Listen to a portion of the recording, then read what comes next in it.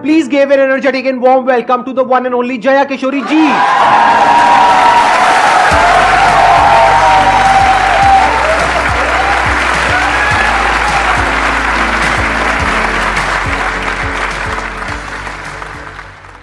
इनकी स्माइल में इतनी पॉजिटिविटी है, आई थिंक इनको कुछ बोलने की जरूरत ही नहीं है. अगर ये पूरे सेशन में यहाँ पर सिर्फ बैठ करके स्माइल करती रहे तो आई थिंक ये सेशन बहुत अच्छा हो जाएगा. इनका एक मोटिवेशनल चैनल भी है. इनफैक्ट आपकी कुछ वीडियोस देख करके मैं खुद मोटिवेट हुआ हूँ, and I am not kidding.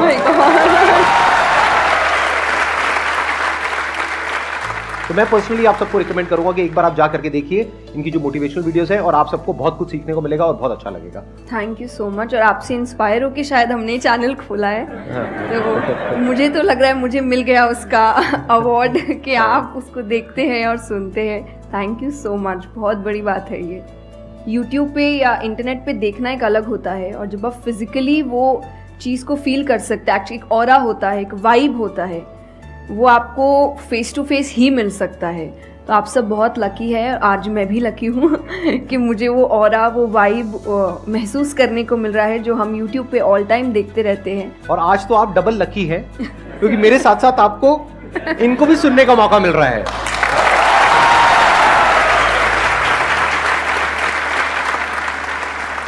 आपके मन में जो भी क्वेश्चंस है, जैसे भी क्वेश्चंस है, आप इनसे पूछ सकते हैं. First of all, thank you very much for giving me this opportunity. I want to ask you कि like आपने ये क्यों चूज़ किया कि you want to go into spirituality, कि मुझे इस चीज़ में ही जाना है? टू बी वेरी ऑनेस्ट, मैंने चूज़ नहीं किया था. इस स्थान ने मुझे चूज़ किया था, क्योंकि मैंने शुरुआत 6 साल की उम्र से की थी.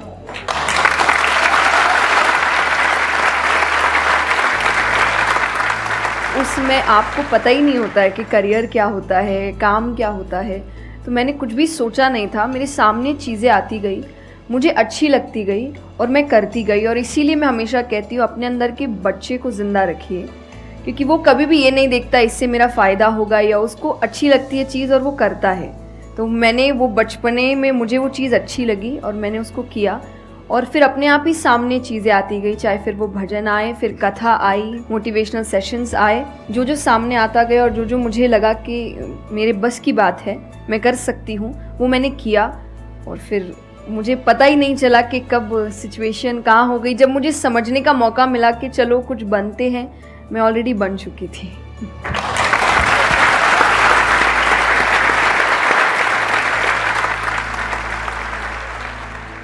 मेरा क्वेश्चन कंसंट्रेशन पावर को लेके है, या दूसरी तरह से बोल सकते हैं अवेयरनेस को लेके.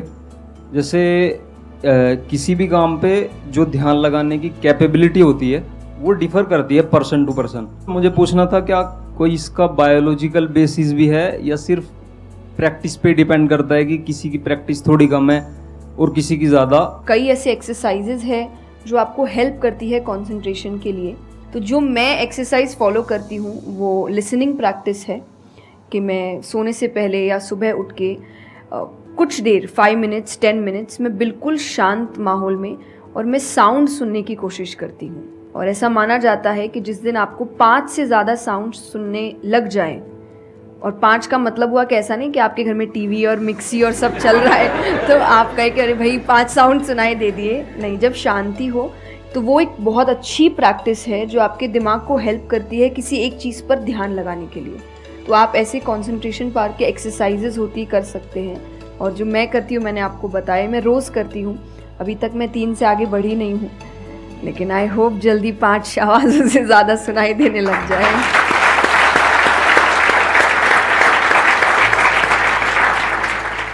बचपन से जो आपने किया अभी तक वो तो मैटर करता ही है. फॉर एग्जाम्पल, अगर आप बचपन से ही सिर्फ कंप्यूटर पर ही अपना टाइम पास कर रहे हो या मोबाइल पे, जो आजकल बड़ा कॉमन हो गया है, तो आपकी जो कंसंट्रेशन पावर है वो पैसिव वे में तो अच्छी होगी. यानी कि अगर कोई कंटेंट है उसको आप कंज्यूम कर रहे हो तब तो आपका माइंड वहां पर लग जाएगा, लेकिन जब खुद ध्यान लगाने की बारी आएगी तो आप नहीं लगा पाओगे. एक्टिव कंसंट्रेशन आप नहीं कर पाओगे. और वही आपका क्वेश्चन है कि जो अपनी एक्टिव कंसंट्रेशन पावर है उसको कैसे बढ़ाया जाए, यानी कि आप जब चाहे, जहां चाहे, जितनी देर के लिए चाहे उतनी देर के लिए अपना ध्यान लगा सके, और जब चाहे वहां से ध्यान हटा सके. इसी को कहेंगे ना कि एक्चुअल में आपका जो ध्यान है वो आपके कंट्रोल में है. नहीं तो इतना कुछ है इस दुनिया में, वो तो सब खींचने के लिए तैयार बैठे हैं आपके ध्यान को, आपकी अटेंशन को। अगर फाइनेंशियली बात करी जाए तो आज की डेट में सबसे ज्यादा जो वैल्यू है वो आपकी अटेंशन की है। जितनी भी कंपनीज हैं उनके लिए सबसे इंपॉर्टेंट है आपकी अटेंशन। अगर आपकी अटेंशन आपके हाथ से निकल जाती है और उनके हाथ में चली जाती है तो वो हो जाएगा जो वो चाहते हैं, यानी उनको प्रॉफिट हो जाएगा, आपको नुकसान होता है हो जाए। तो अब सवाल उठता है उसको कैसे बढ़ाया जाए। चेस बहुत अच्छा तरीका है उसको बढ़ाने का। स्पोर्ट्स से आपकी कंसंट्रेशन पावर बढ़ती है। जैसे मुझे बैडमिंटन बहुत पसंद है, तो बैडमिंटन में सारा ध्यान कहां पर होता है? शटल के ऊपर, और कोई थॉट माइंड में आ ही नहीं सकता, क्योंकि अगर वो आया तो शटल से आपका ध्यान हट गया और आप हार जाओगे। तो sports is another way of doing it. उसके अलावा जैसे इन्होंने बताया लिसनिंग, अगेन वेरी पावरफुल। बहुत तरह की साउंड्स हैं, बहुत तरह की वाइब्रेशंस हैं इस यूनिवर्स में, बट हमारा ध्यान नहीं है उसकी तरफ। कुछ ग्रॉस है, कुछ सटल है। तो जैसे जैसे हम सटल जाते हैं तो ऐसी बहुत सारी वाइब्रेशंस हमारी पकड़ में आती है जो नॉर्मली लोगों की पकड़ में नहीं आ पाती है। क्यों? क्योंकि उनका ध्यान दो जगह पे होता है, या तो इस दुनिया में जो कुछ हो रहा है वहां पे होता है, या फिर अंदर जो थॉट चल रहे होते हैं वहां पे होता है। इसके अलावा और कहीं नहीं होता है। तो उन वाइब्रेशंस को सुनने के लिए हमको कानों की भी जरूरत नहीं है। इवन विदाउट योर ईयर्स, अपने कान बंद करके भी आप सुन सकते हो उन साउंड्स को। तो शुरुआत वहां से करो, धीरे धीरे आप देखोगे आपका जो ध्यान है वो आपकी पकड़ में आने लग जाएगा।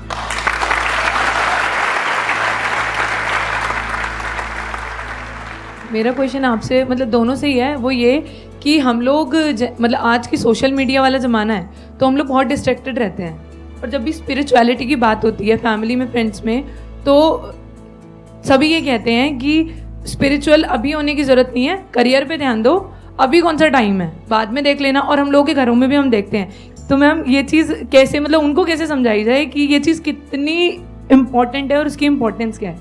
मेरे हिसाब से, और आई थिंक मेरे क्या पूरी दुनिया के हिसाब से, जो भी स्पिरिचुअलिटी को ठीक से समझता है ये यंग एज प्रोसेस ही है। जैसे अगर आप रिलीजियस वे में भी सुने तो भगवान को हम कुछ भी चढ़ाते हैं वो फ्रेश होता है। प्रसाद है, फूल है, कुछ भी एक दिन दो दिन पहले नहीं होता। तो हम खुद इतने पुराने होके क्यों फिर अपने आप को चढ़ाते हैं? जब आप रिजिड हो चुके हैं, जब आपको आगे कुछ काम खास करना नहीं है, आप रिटायर हो चुके हैं, तब आप उस स्पिरिचुअलिटी का करेंगे क्या? आपकी लाइफ में कोई चैलेंजेस होंगे ही नहीं जब सामना करने के लिए। तो स्पिरिचुअलिटी मतलब सिर्फ पूजा पाठ नहीं होता। मंत्र, जैसा मैंने लिसनिंग एक्सरसाइज बताई, वैसे ही मंत्र चैंटिंग भी एक बहुत बड़ी एक्सरसाइज है कि आप मंत्रों का उच्चारण करते हैं मेडिटेशन में, क्योंकि जो पावर, जो वाइब्रेशंस वो साउंड रखते हैं वो आई थिंक दुनिया में और कहीं नहीं है। तो वो आपके करियर के लिए, कंसंट्रेशन पावर के लिए, कॉन्फिडेंस के लिए, मेमोरी पावर के लिए, सबके लिए बहुत अच्छा है। तो आपको यही समझाना है कि आप स्पिरिचुअलिटी का मतलब, एक तो पहले ये पर्सपेक्टिव हटा दें कि हम सब त्याग देंगे, हम सब छोड़ देंगे। ऐसा कुछ भी नहीं होता। गीता जी में स्पिरिचुअलिटी का ज्ञान उसको दिया गया है जिसको आगे जाके राजा बनना है, अर्जुन को। उसके पास क्या लग्जरी नहीं है, राज्य नहीं है, पैसा नहीं है, क्या नहीं है। तो अध्यात्म का मतलब कभी भी नहीं होता सब कुछ छोड़ देना, सबके बीच रहना है, पर इस तरीके से रहना है कि वो आप पर हावी ना हो हर चीज़। यही आध्यात्म है, यही स्पिरिचुअलिटी है कि बाहर की चीज़ें यहाँ ट्रबल ना कर सके, बस इतना ही करना है।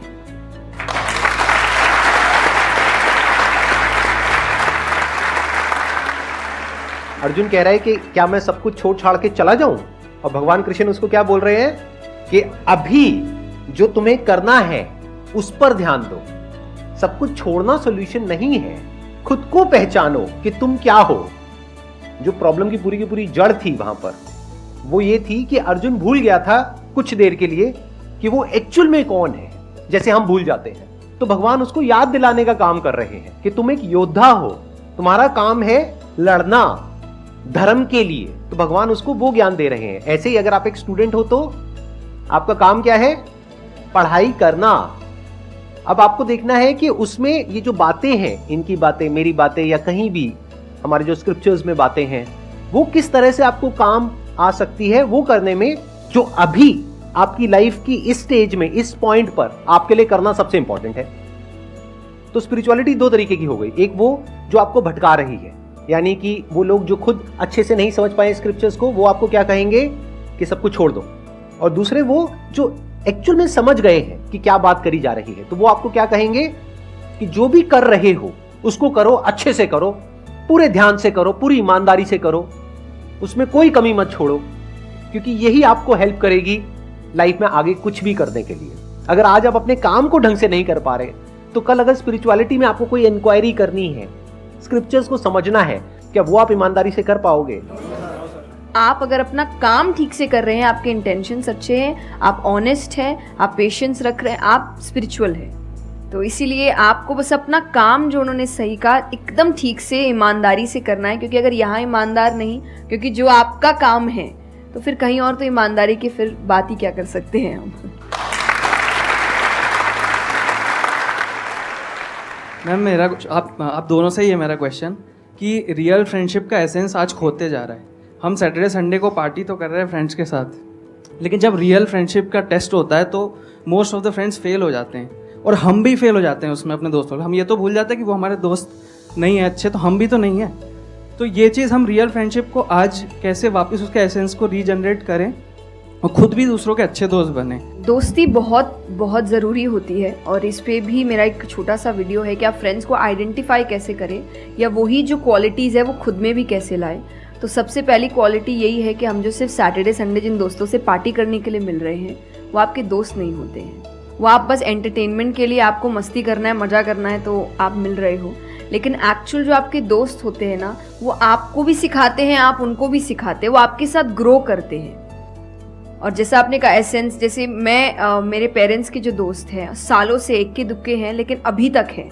और अभी भी हम कई बार ऐसा लगता है कि आप ऐसे कैसे बात कर रहे हो उनसे, तो वो कहते हैं हमारे दोस्तों को अपने दोस्तों जैसा मत समझना कि हम एक दो बोल देंगे या एक दो चीज़ें हो जाएंगी और हमारी दोस्ती टूट जाएगी। हमारी दोस्ती इस चीज़ पर नहीं बनी है।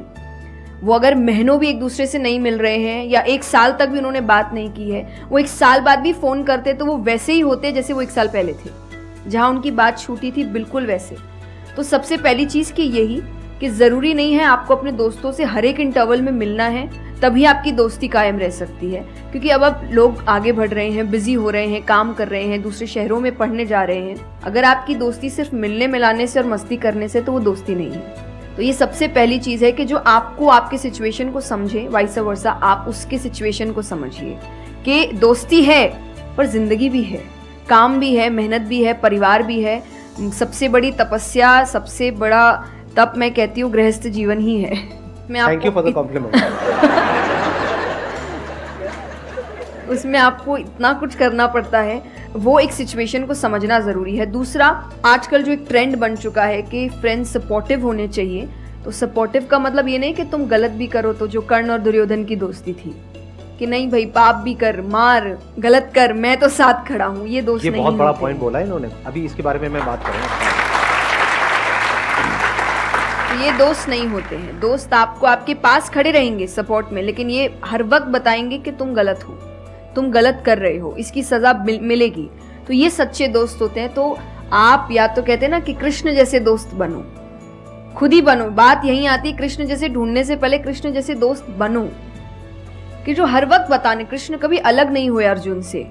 जब वो कहने लगा कि मैं नहीं लड़ सकता, ये नहीं, उन्होंने उस वक्त बहुत डांटा कि क्षत्रिय है, ये तरीका है बात करने का, ऐसे बोलते हैं, तो इतना बड़ा महाबाहु है, बड़े बड़े नाम बताए, याद दिलाया कि तुम कितने अच्छे हो।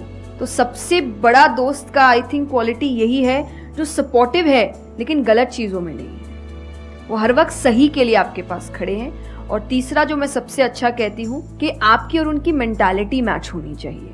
आपको ये समझना है कि अगर मेंटालिटी एक नहीं होगी, तो भले ही आप अपने पेरेंट्स को कितना ही कह ले कि हम कुछ नहीं करेंगे, अरे हम तो सिर्फ घूम रहे हैं, अरे हम वैसा कुछ नहीं करेंगे, करोगे, एक ना एक दिन ज़रूर करोगे, क्योंकि ये ह्यूमन नेचर है।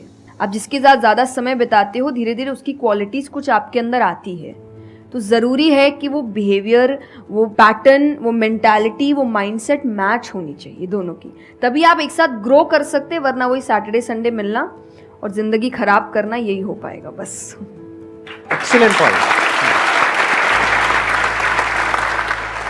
ये समझना इतना इंपॉर्टेंट नहीं है कि दोस्ती क्या है, ये समझना ज़्यादा इंपॉर्टेंट है कि दोस्ती क्या नहीं है। अगर आपका जो दोस्त है वो कुछ गलत कर रहा है, तो उसका साथ देना दोस्ती नहीं है। क्योंकि अगर आप गलत में भी उसका साथ दोगे तो वो और पावरफुल हो जाएगा, वो और बड़ा गलत काम करेगा। मानो आपका दोस्त पी करके गाड़ी चला रहा है, तो दोस्ती ये नहीं है कि उसको बोलना कि हाँ चल कर कर कर कर कोई नहीं, और बड़ा और बड़ा और बड़ा नहीं। उसका क्या बोलना, गाड़ी रोक, मैं उतर रहा हूं। अब उसके बाद आपका क्या होगा वो बाद में देखेंगे, वो डिपेंड करता है कि आपको कहाँ उतारा उसने।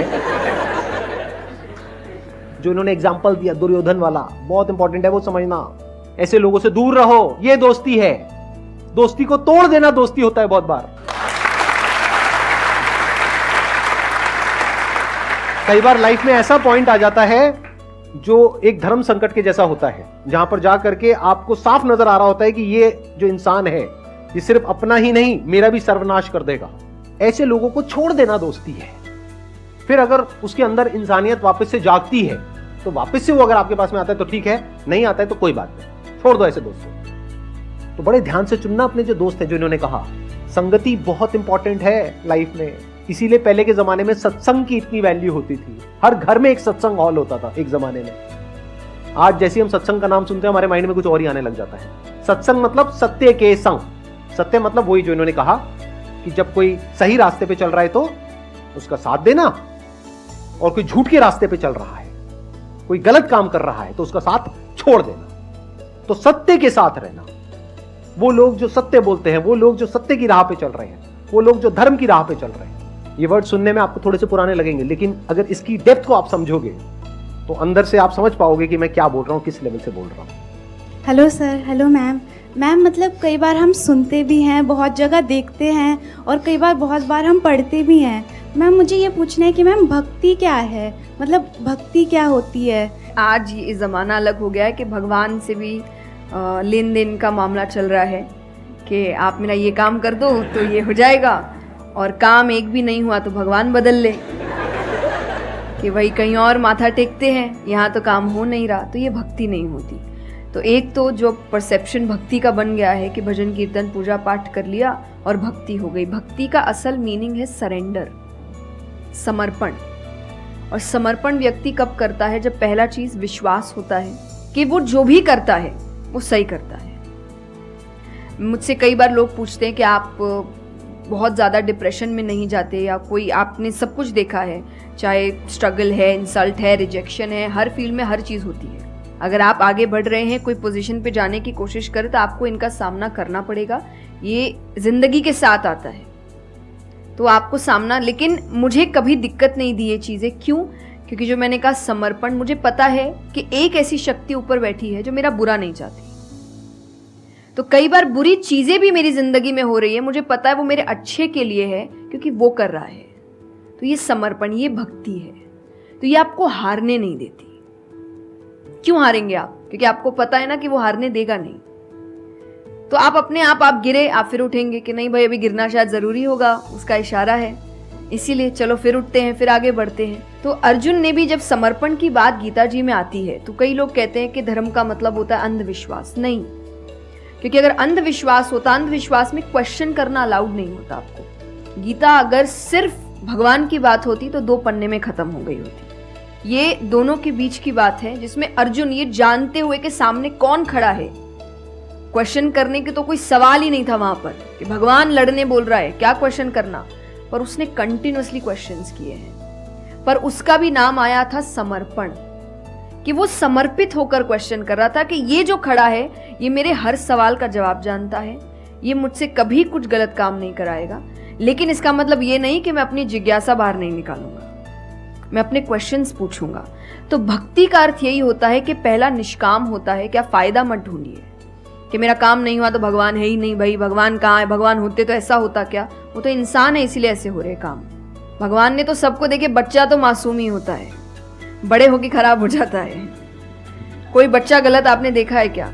छोटा सा बच्चा ही डॉन बनने के बारे में सोच रहा है, वो तो बच्चा ही होता है, मासूम होता है, सच्चा होता है। तो भगवान इसलिए कहते हैं बच्चे भगवान का रूप है, क्योंकि वो एकदम प्योर होते हैं। बड़े होने के बाद हम काम खराब करते हैं और नाम फिर हम भगवान का देते हैं, क्योंकि हमको इल्जाम लगाने के लिए लोग चाहिए। ये फेलियर्स के लिए भी, आप फेलियर्स के लिए भी हम कहते हैं मेरा काम अच्छा नहीं था, मेरा समय अच्छा नहीं था, मुझे पेरेंट्स ने सपोर्ट नहीं किया, मेरे पास ये नहीं था। वरना अगर देखा जाए इन्हीं सिचुएशन में कई लोग हैं जो काम करके आगे बढ़ जाते हैं। तो करने वाला तो कर लेगा, नहीं करने वाला इल्जाम लगाएगा। तो वो इल्जाम अभी हमें ऐसे दिखता है एक ऐसा कोई है जो सामने तो खड़ा नहीं है, भगवान लगाओ इल्जाम। एक फोटो है ना इंटरनेट पे कि एक भगवान खड़े, छोटी बच्ची खड़ी है, छोटी बच्ची के हाथ में एक टेडी बेयर है, तो भगवान वो मांग रहे हैं और वो बच्ची बोली मुझे बहुत अच्छा लगता है, मुझे नहीं देना। उसको नहीं पता कि भगवान के पास पीछे एक बड़ा सा टेडी बेयर रखा है और भगवान उसको कह रहे कि बस दे दो और मुझ पे विश्वास रखो कि वो दे दो छोटी चीज जो तुमसे आपको वो बुरी लग रही है उस वक्त कि मेरे साथ गलत हो गया या मेरा छोटा काम नहीं हुआ, मैंने तो इतनी पूजा की थी, इतना काम किया था, शायद तुम उस काम के लिए नहीं बने हो, तुम और बड़े चीज के लिए बने हो। तो निष्काम क्या है कि आपकी भक्ति निष्काम है, स्वार्थ से नहीं बनी है, तो भक्ति आगे बढ़ेगी। दूसरा सरेंडर, कि मेरे हर सवाल का उत्तर सिर्फ उसके पास है। तो ये दो चीजें भक्ति बनाती है।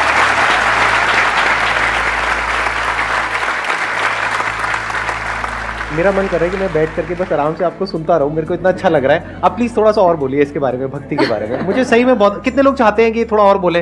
हाँ, क्योंकि इनसे अच्छा कोई नहीं हो सकता इसके बारे में बोलने के लिए। मेरे को पता है आपके पास में और बहुत कुछ है बोलने के लिए, थोड़ा सा आप प्लीज और बोलिए। ये दो चीजें जो भक्ति में। तीसरा हम जब करते हैं सत्संग, जो उन्होंने कहा सत्संग का एक सत्य के संग, तो सत्य कौन है?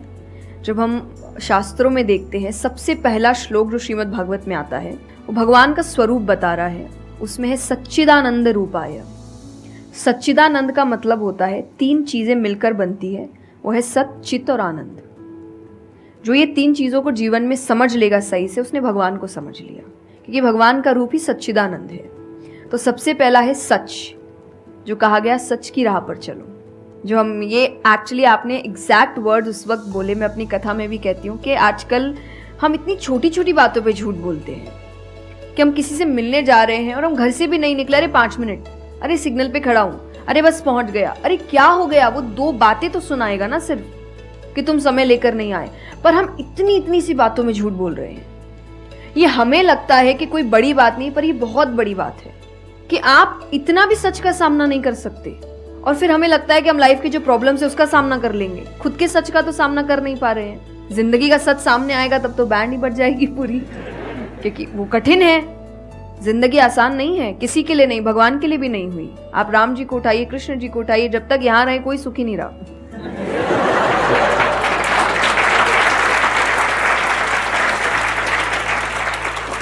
तो सुखी तो कोई नहीं रहा यहाँ पर। आपको सुख खुद ढूंढना पड़ता है, आपको अपना जीवन खुद निकालना पड़ता है अपने चॉइसेस को लेकर। तो इसीलिए पहला सत है।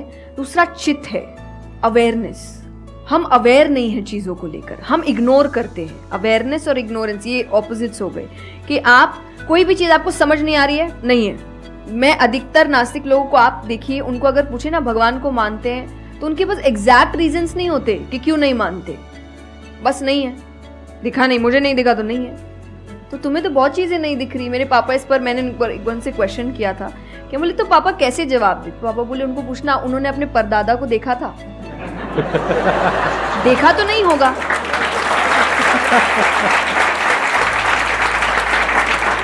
सुना है, दादा से सुना है, पापा से सुना है कि थे, मैंने तो नहीं देखा, तो मैं बोल दूं वो थे ही नहीं। कुछ तो सच्चाई होगी, उसको ढूंढने की कोशिश करो। मैं धर्म के लिए हमेशा कहती हूं कि आपको ढूंढना पड़ेगा। भगवान, मेरे पापा ने मुझे एक बात कही थी, भगवान मानने की चीज है, जानने की नहीं। जानना क्या होता है? पहले इस्तेमाल करे फिर विश्वास करे।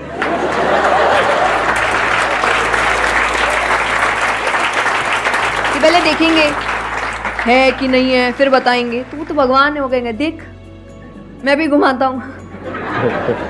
वो भगवान है भाई। उनको अगर आप बोलोगे कि मेरे सामने आ, मुझे दिखा तू है कि नहीं, तो बोलेंगे घूम, नहीं दिखाता, कभी नहीं हुई, नहीं जा। तो भगवान मानने की चीज है, मानो वो अपने आप जना देंगे वो कहाँ है।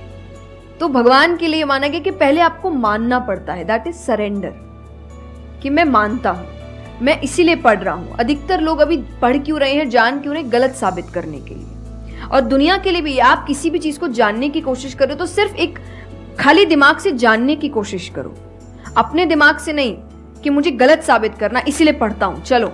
तो फिर आपका दिमाग सीधा उस गलत बात पे ही जाएगा कि देखो मैंने तो बोला ही था गलत है, और उसके आसपास कितनी अच्छी बातें लिखी होगी आप देखेंगे नहीं। पर आपको जो बस साबित करना है, आप उस लोग सुनते भी आजकल इसीलिए है।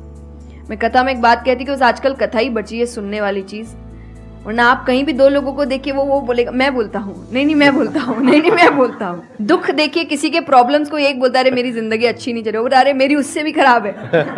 आप किसी से मदद भी कहाँ मांगेंगे कि वो एक दुख सुनाओ वो 4 सुनाता है, तो क्या ही मदद मांगे कि तो मेरे से दुखी है, तू मेरे से और 500 रुपए रख भाई। ये तो तो लोग हर वक्त कोई सुनना नहीं चाह रहा, और सुन भी रहे हैं तो इसीलिए कि ताकि बस मैं बोल सकूं, कि ये खत्म करे बस, जल्दी से ये चुप हो ताकि मैं बोलूं। तो ये बंद करिए। भगवान ने अर्जुन की पहले पूरी बात सुनी थी, एक बार भी बीच में इंटरप्ट नहीं किया, उसकी पूरी बात सुनी। क्यों? तभी वो आंसर ठीक से कर पाएंगे।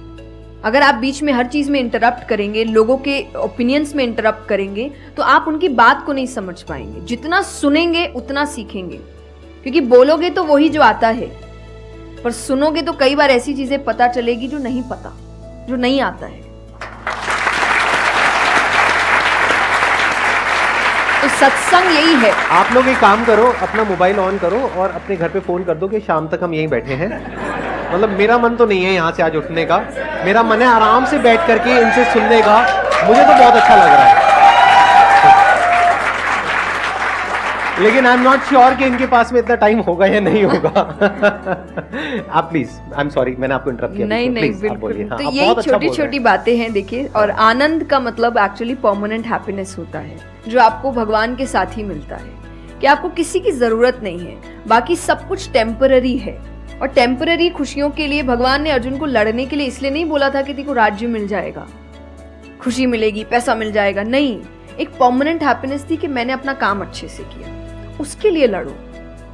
तो जो भी काम कर रहे हो परमानेंट क्या है उसमें वो देखो, और ये आपकी सक्सेस पे भी काम आता है। भगवान जैसे अब हम कहते हैं ना कि दुनिया में कुछ सच नहीं है, संसार सच नहीं, इसका मतलब क्या? छोड़ने के लिए नहीं। क्या आप पहली चीज, जब दुख आ रहा है तो डिप्रेशन में मत जाओ, क्योंकि आप जानते हो ये भी परमानेंट नहीं है, टेम्पररी है, कल फिर ठीक हो जाएगा। खुशी आ रही है तो घमंड मत करो, ये भी निकल जाएगा, ये पोजीशन भी ज्यादा समय तक रहेगी नहीं। तो उसको रखने के लिए काम करते रहो। तो भगवान हर चीज में कहते बैलेंस्ड रहो, और परमानेंट वो है उसके पीछे भागो। तो आप अपने आप ही जो दिखावे की दुनिया है, करते हम सब है और सब कुछ करना चाहिए लाइफ में, सब एंजॉय करिए, पर अगर उसको जानते हुए करोगे कि परमानेंट नहीं है, तो जैसा मैंने कहा वो यहाँ जाएगा नहीं। जैसे एक पक्षी है, आप पेड़ पे उसको बैठा दो और फिर जिस ब्रांच पे वो बैठी उसको काटने लगो, और जब तक ब्रांच नहीं गिरेगा वो नहीं हटेगी, क्योंकि उसको ब्रांच पे भरोसा है ही नहीं। उसको पता ये रहेगा ना, उसको अपने पंखों पे है कि वो जैसे ही गिरेगा मैं उड़ जाऊंगी।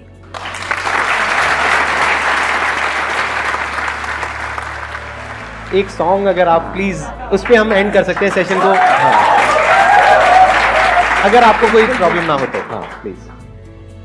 मेरा आपकी कृपा से सब काम हो रहा है, करते हो तुम कन्हैया, मेरा नाम हो रहा है। मेरा आपकी कृपा से सब काम हो रहा है। बहुत बढ़िया।